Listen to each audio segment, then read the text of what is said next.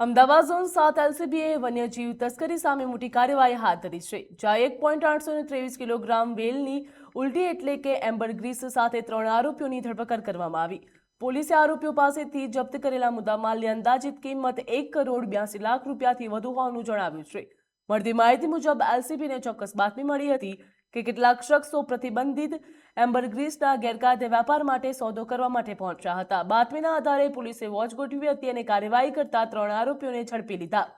તપાસ દરમિયાન આરોપીઓ પાસેથી 1.823 કિલોગ્રામ જેટલું એમ્બરગ્રીસ મળી આવ્યું હતું.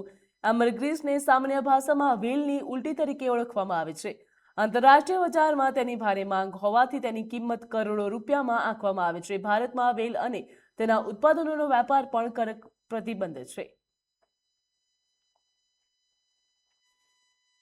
એ વેચાણ કરવા માટે ફરે છે. એ જ ઇન્ફોર્મેશન આધારે એક રેડ પડી હતી અને એ દરમિયાન 3 ઇસમોની ધરપકડ કરી હતી. એમાં દર્શન રૂપાભાઈ સાબળ, જેની ઉંમર 24 વર્ષની છે અને BA થર્ડ યરના સ્ટુડન્ટ છે. બીજા વિશ્વરાજ ગિરિરાજસિંહ ચુડાસમા છે, જેની ઉંમર 27 વર્ષની છે અને સેકન્ડ યર LLB ના સ્ટુડન્ટ છે. અને ત્રીજા વીરપાલસિંહ ગફુરભાઈ રાઠોડ છે, જેની ઉંમર 25 વર્ષની છે અને BCom સુધી ભણેલા છે.